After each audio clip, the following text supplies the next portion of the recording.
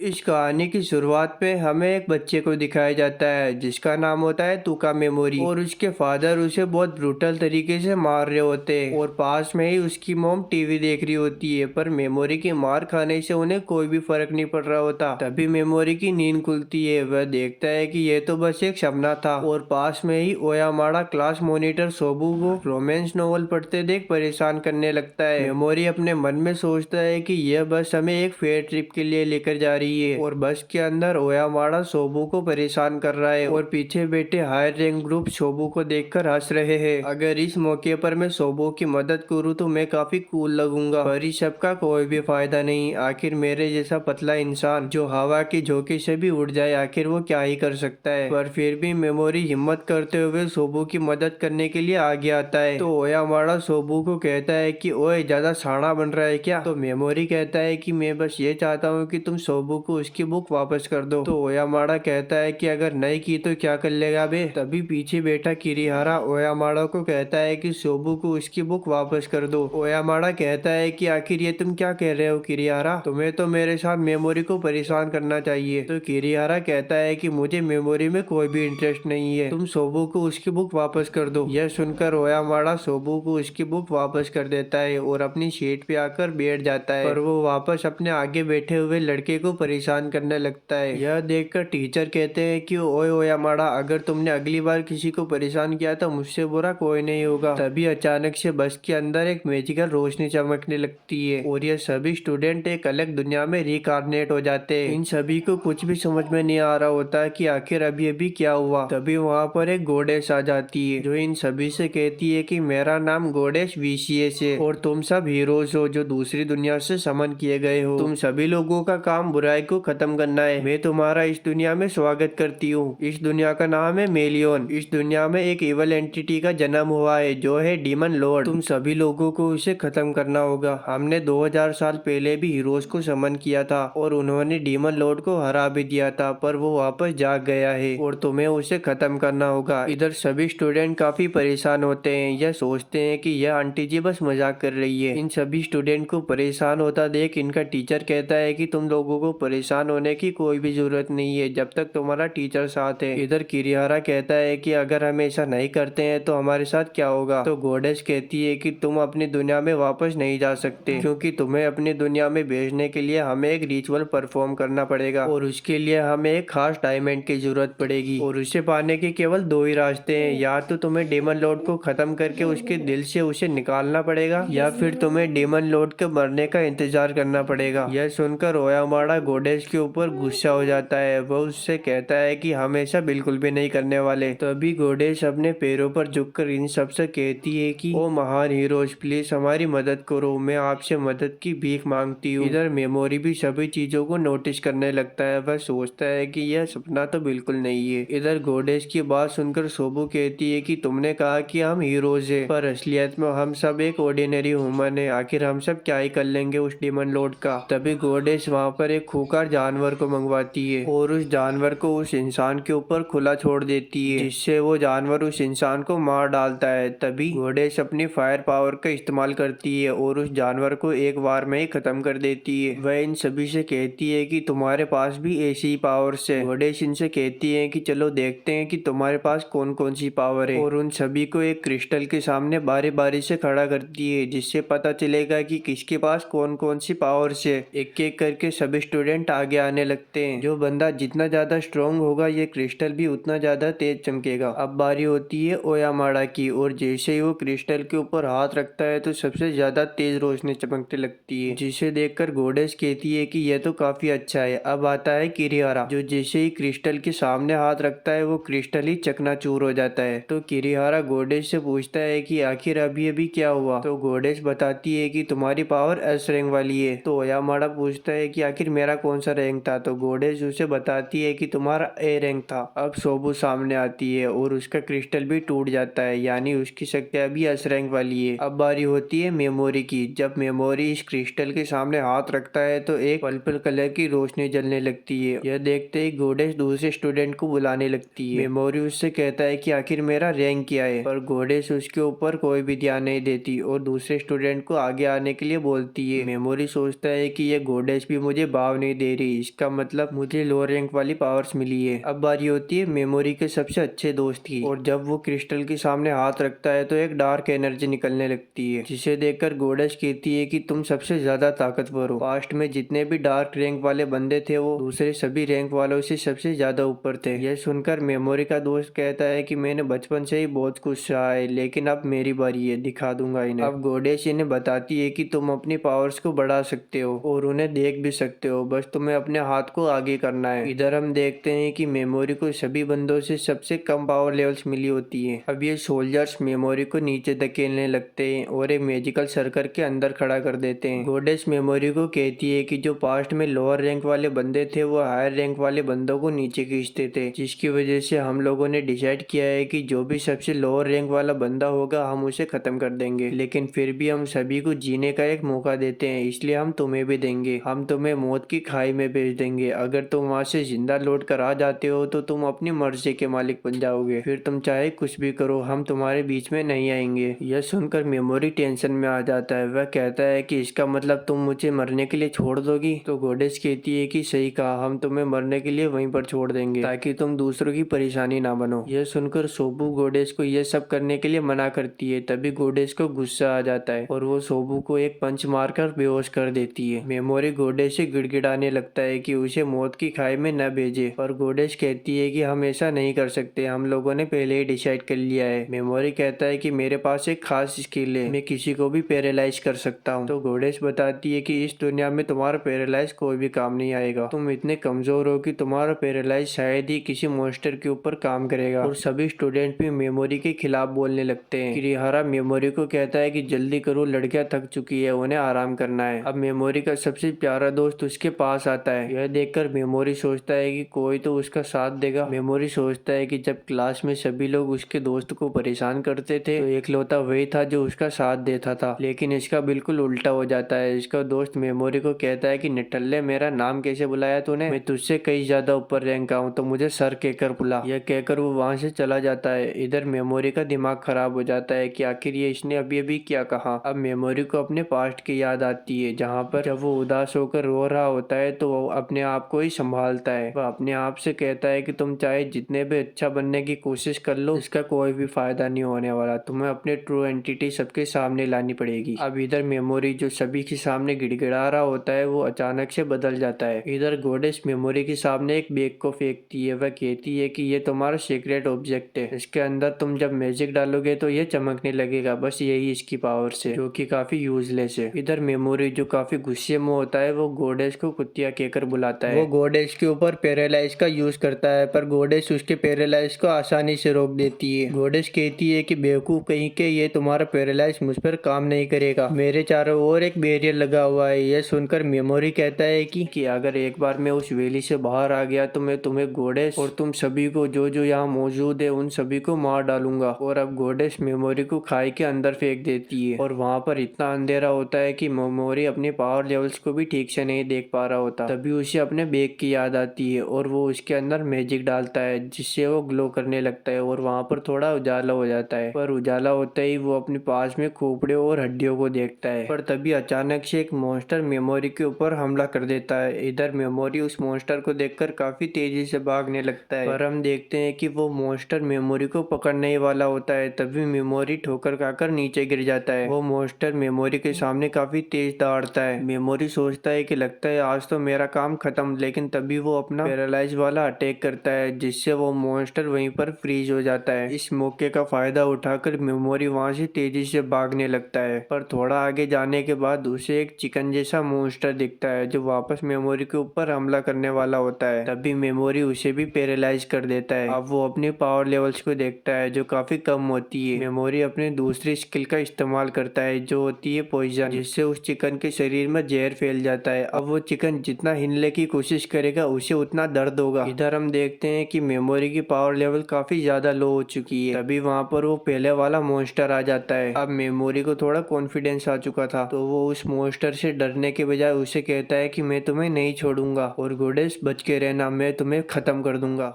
Memory फिर से उस मॉन्स्टर के ऊपर पैरालाइज यूज करता है, पर उस मॉन्स्टर को कुछ भी असर नहीं होता। तभी मेमोरी अपनी तीसरे स्किल स्लिप का इस्तेमाल करता है, जिससे वो उस मॉन्स्टर को सुला देता है और फिर से उसके ऊपर पॉइजन का इस्तेमाल करता है। इससे मेमोरी को पता चलता है कि वो एक ही पावर को एक मॉन्स्टर के ऊपर बस एक बार इस्तेमाल कर सकता है। तभी मेमोरी अपने आसपास देखता है, जहाँ पर बहुत सारे मॉन्स्टर उसके सामने खड़े होते हैं। अब मेमोरी की एमपी काफी ज्यादा लो हो चुकी है, यानी कि अब उसे अपनी नेचुरल एनर्जी का इस्तेमाल करना पड़ेगा। मेमोरी कहता है कि कोई बात नहीं, जब तक मुझ में जान है मैं इनका सामना करके ही रहूंगा। अब मेमोरी एक एक करके सभी को पैरालाइज करने लगता है और वो इसमें कामयाब भी हो जाता है, लेकिन उनकी संख्या बढ़ती ही जा रही थी। इधर मेमोरी काफी ज्यादा थक जाता है और वो अपने स्टेटस में देखता है जिसमें उसकी लेवल काफी लो होती। तभी अचानक से हम देखते हैं कि मेमोरी का लेवल अप हो जाता है। यह लेवल अप बस ऐसे ही नहीं हुआ, बल्कि मेमोरी ने जिस मॉन्स्टर को पॉइजनिस्ट किया था उसके मरने की वजह से उसकी पावर मेमोरी को मिल गई। यह देखकर मेमोरी सोचता है कि वह अब और भी लड़ सकता है और मेमोरी बड़ी आसानी से उन मॉन्स्टर को हराने लगता है और लगता है इसमें उसको काफी ज्यादा मजा आ रहा है। अब बहुत सारे मॉन्स्टर को खत्म करने के बाद जब वो अपना स्टेटस चेक करता है तो उसका लेवल 774 हो चुका था और उसकी एमपी भी काफी ज्यादा बढ़ चुकी थी। पर वहाँ पर वापस से बहुत सारे मॉन्स्टर आ जाते हैं और मेमोरी उन मॉन्स्टर को काफी आसानी से हरा देता है और बहुत सारे मॉन्स्टर तो मेमोरी को देखकर वहाँ से भाग भी जाते हैं। अब मेमोरी थोड़ा आगे जाता है, जहाँ पर उसे बहुत सारे इंसानों की लाशें मिलती है। मेमोरी वहाँ पर उन सभी लाशों के लिए प्रेयर करता है, पर बहुत सारे मॉन्स्टर को हराने के बाद मेमोरी को काफी ज्यादा भूख लगने लगती है, इसलिए मेमोरी वहाँ पर पड़े एक मॉन्स्टर की आंख निकाल कर खाने लगता है, लेकिन उसकी आंख का स्वाद बहुत ज्यादा कड़वा होता है, इसलिए वो उस आंख को नहीं खा पाता और वहीं पर लेट जाता है। लेकिन वह देखता है कि उसके बैग का जो रंग था वो अचानक से चेंज होने लगा है। यह देखकर मेमोरी जल्दी से अपने बैग के अंदर मैजिक डालता है, जिससे उसके अंदर कोल्ड ड्रिंक और चिप्स आ जाते हैं। मेमोरी को पता नहीं चलता कि आखिर ये सब कैसे हुआ, पर इस सब की परवाह न करते हुए मेमोरी जल्दी से उन चिप्स और कोल्ड ड्रिंक को खाने लगता है। अब मेमोरी फिर से अपने काम पर लग जाता है और बहुत सारे मॉन्स्टर को मारने लगता है, लेकिन उन सब मॉन्स्टर को मारते हुए मेमोरी को काफी ज्यादा दुख होता है और उसे उस समय की याद आती है जब उसके मॉम डैड उसे बहुत ज्यादा मारा करते थे और वह हर वक्त यह सोचता रहता था कि वो अपने डैड को किस तरह से मारे। लेकिन उस समय उसके अंकल आंटी थे जिन्होंने मेमोरी को बचाया था। उन्होंने मेमोरी को दयालु रहना सिखाया था, लेकिन मेमोरी कहता है कि अभी उसे दया जैसी कोई भी चीज नहीं आ रही और वह सिर्फ उस घोड़े को मारना चाहता है। अब वह अपने रास्ते पर आगे बढ़ता है और थोड़ा आगे चलने के बाद उसे एक चेम्बर दिखता है जिसके बाहर एक डायमंड लगा होता है। मेमोरी उस डायमंड के अंदर अपना मैजिक डालता है, जिससे उसका दरवाजा खुल जाता है। वह देखता है कि उसके अंदर दो लोगों की लाशें होती है। मेमोरी सोचता है कि लगता है ये लोग खाना न मिलने की वजह से यहीं पर मारे गए। उनके पास में ही एक थैला रखा हुआ था जिसके अंदर बहुत सारे जेम्स रखे हुए थे। मेमोरी उन जेम्स की थैली को ले लेता है। अब मेमोरी दूसरे चेम्बर के अंदर जाता है जिसके अंदर एक आदमी की स्केलेटन पड़ा होता है। उसके पास में एक लेटर भी होता है। मेमोरी सोचता है कि उसने तो आज तक इस लैंग्वेज को कभी देखा भी नहीं, फिर भी वह इसे पढ़ पा रहा है। मेमोरी उसके अंदर जो लिखा था वो पढ़ने लगता है। मेरा नाम एंजल बेथलेस है, तो मुझे एंजल बेथलेस हीरोज ऑफ डार्कनेस भी कह सकते हो। यह पढ़कर मेमोरी को याद आता है कि ऐसी पावर तो उसके दोस्त यासु को भी मिली थी। आगे उसमें लिखा था कि मुझे यहाँ उस गॉडेस ने भेजा है। जब मेरे लोगों को मेरी जरूरत महसूस नहीं हुई तो उन्होंने मुझे यहाँ पर भेज दिया। अगर तुम इस मौत की गुफा से निकलने का दम रखते हो तो मेरे पास तुम्हारे लिए कुछ है, तुम उसे ले जा सकते हो सकता है तुम्हारे कुछ काम आ जाए। और मुझे लगता है कि जब तक तुम मेरा ये लेटर पढ़ोगे मैं इस दुनिया से जा चुका हूँगा। यह पढ़कर मेमोरी को काफी दुख होता है। वह कहता है कि मैं उस गॉडेस को कभी नहीं छोड़ूंगा। उस